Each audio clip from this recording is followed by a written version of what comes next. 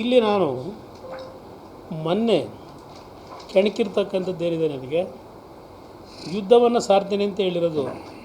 ಪಾಪ ನಮ್ಮ ಪರಮೇಶ್ವರ್ ನಿನ್ನೆ ಒಂದು ಹೇಳಿಕೆ ಕೊಟ್ಟರು, ಗೃಹ ಸಚಿವರು.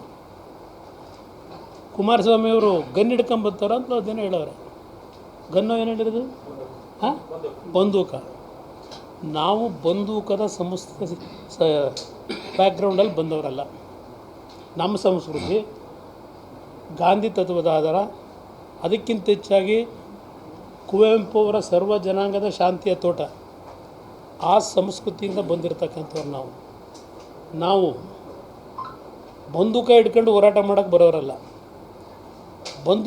ಬಂದೂಕದಲ್ಲಿರ್ತಕ್ಕಂಥ ಶಕ್ತಿಗಿಂತ ಈ ದಾಖಲೆಗಳಿದೆಯಲ್ಲ, ಅದರ ಮುಂದೆ ಈ ಬಂದೂಕಗಳು ವರ್ಕೌಟ್ ಆಗೋಲ್ಲ. ಅದನ್ನು ಗೃಹ ಸಚಿವರಿಗೆ ಹೇಳಲಿಕ್ಕೆ ಬಯಸ್ತೀನಿ, ನಿಮ್ಮ ಯೋಗ್ಯತೆಗೆ ವಿಧಾನಸಭೆಯ ಕಲಾಪದಲ್ಲಿ ಒಬ್ಬ ಮಂತ್ರಿ ಏನೇನು ಪದ ಬಳಕೆ ಮಾಡಿದ್ರು, 2 ದಿನದಲ್ಲಿ ಮಾಹಿತಿ ಕೊಡ್ತೀನಿ. ಕರ್ನಾಟಕ ರಾಜ್ಯ ಅದೆಂಥದ್ದು ಸಿ ಡಿ ಫ್ಯಾಕ್ಟ್ರಿ, CD ಮತ್ತು ಇನ್ನೊಂದು ಪೆನ್ ಡ್ರೈವ್ ತಯಾರು ಮಾಡ್ತಕ್ಕಂಥ ಫ್ಯಾಕ್ಟ್ರಿ ಆಗಿದೆ.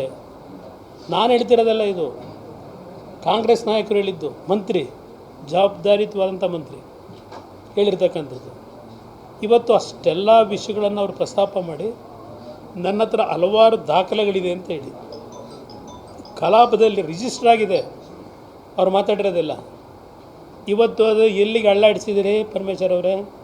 ಯಾವ ತನಿಖೆ ಮಾಡಿದ್ರಪ್ಪ? ಹೇಳಿದ್ರಲ್ಲ, ಅದನ್ನು 48 ಜನ ಅವರೇ ಇದಕ್ಕೆಲ್ಲ ಕೆಲಸ ಮಾಡೋದು, ಹಿಂದ್ಗಡೆ ಒಬ್ಬ ಮಹಾನ್ ನಾಯಕ ಅವನೇ, ಇದೆಲ್ಲ ಹೇಳಿದ್ರಲ್ಲ. ಇಂಥ ನೀಚ ಕೆಲಸ ಮಾಡ್ತಕ್ಕಂಥವ್ರು ನಿಮಗೆ ಗೊತ್ತಿದೆ. ಸಿದ್ದರಾಮಯ್ಯವ್ರಿಗೆ ಗೊತ್ತಿಲ್ವ ಇದು? ಯಾರ ಮನೆ ರೈಡ್ ಮಾಡಿಸಿದ್ರು ಸಿದ್ದರಾಮಯ್ಯವರು? ಅಲ್ಲಿ ಏನೇನು ಸಿಕ್ತು ಅದನ್ನು ಇಟ್ಕೊಂಡೆ ತಾನೆ ಇವ್ರು ಮಾತಾಡಿದ್ದು ವಿಧಾನಸಭೆಯಲ್ಲಿ. ಯಾತಕ್ಕೆ ಸುಪಾರಿ ಕೊಟ್ಟರು? ಈಗ ಅವ್ರ ಮಗ ಹೇಳ್ತಾ ಇದ್ದಾರಲ್ಲ, ಯಾವ ಕಾರಣಕ್ಕೆ ಸುಪಾರಿ ಕೊಟ್ಟು ಸುಮ್ಮನೆ ಕೊಡ್ತಾರೆ ಸುಪಾರಿನ? ಅದ್ರ ಹಿನ್ನೆಲೆ ಏನಿದೆ? ಸತ್ಯ ಹೊರಗೆ ತರ್ತೀರಾ? ಯಾರು ನಿಮ್ಮ ಗೃಹ ಸಚಿವ? ಗೃಹ ಸಚಿವರು ಅವರು ಯಾವುದೋ ಪ್ರಕರಣ ಶುರುವಾಯ್ತಿದ್ದಕ್ಕೆ ಉಸಿರೇ ಬಿಟ್ಬಿಟ್ರು, ಮಾತುಕತೆನೇ ಇಲ್ಲ, ಸೈಲೆಂಟ್ ಆಗೋದ್ರು. ಯಾವುದೋ ಚಿನ್ನ ವ್ಯಾಪಾರಗಳದು ಆ ವಿಷಯ ಬರ್ತಿದ್ದಂಗೆ ಇಂಥವರು ನನ್ನ ಬಗ್ಗೆ ಲಘುವಾಗಿ ಮಾತಾಡೋದು.